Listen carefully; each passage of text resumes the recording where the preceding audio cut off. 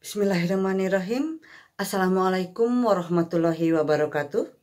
Pada kesempatan kali ini kita akan membahas tentang ragam bentuk komunikasi yang lainnya ya. Yang pertama, komunikasi antar budaya. Komunikasi antar budaya merupakan proses komunikasi di antara dua latar belakang budaya yang berbeda.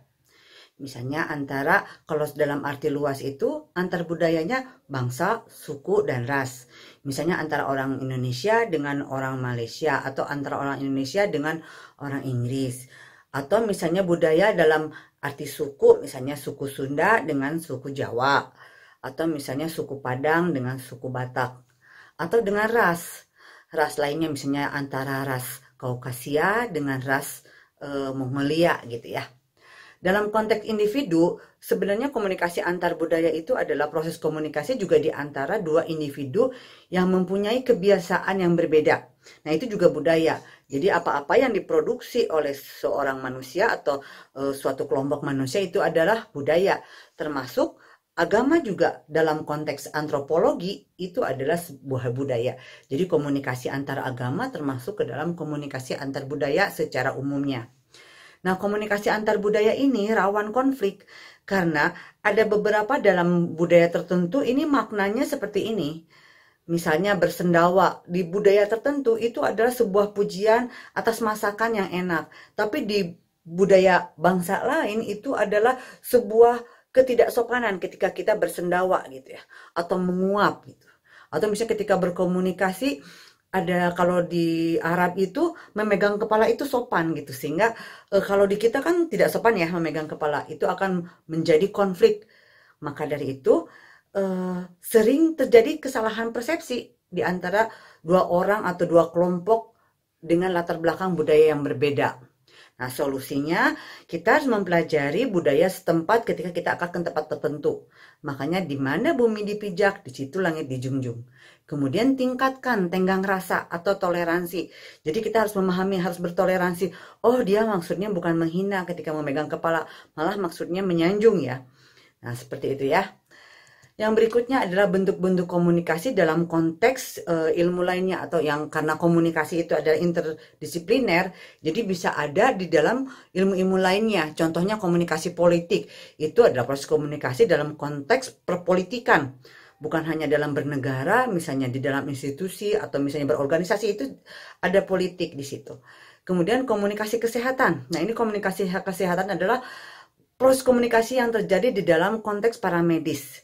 Jadi bukan hanya di situ ada dokter, ada apoteker, ada segala macamnya yang di dalam konteks paramedis. Sedangkan komunikasi terapeutik itu bukan hanya di dalam konteks paramedis saja, tetapi yang namanya terapis itu kan ada terapis non formal, seperti tukang pijit atau misalnya pengobatan alternatif dan segala macam, atau juga kayak perawat, bukan hanya perawat tapi babysitter dan segala macam, pokoknya terapis aja.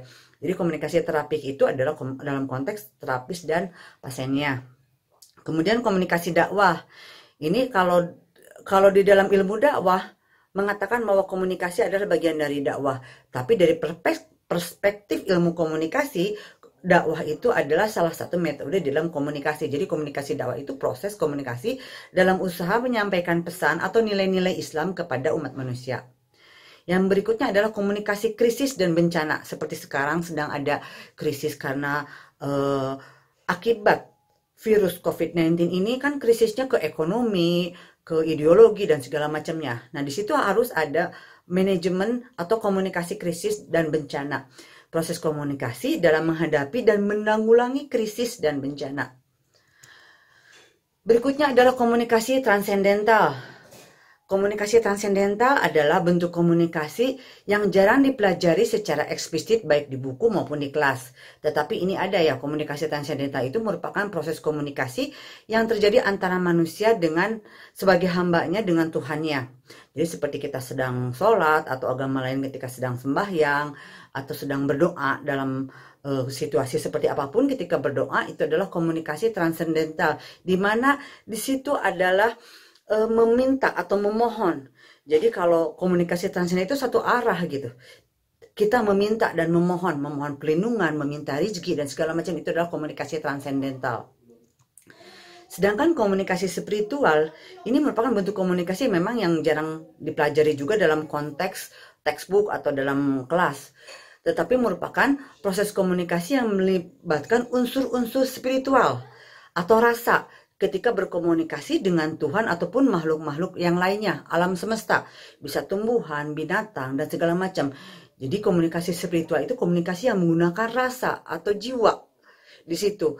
Sehingga ketika seekor kucing menghampiri majikannya karena sering memberi makan segala macam, itu akan nurut dan ada koneksivitas antara kucing dan yang memiliki kucing tersebut. Itu contoh ya. Jadi kalau komunikasi spiritual bedanya dengan tadi transendental adalah kalau spiritual itu dua arah.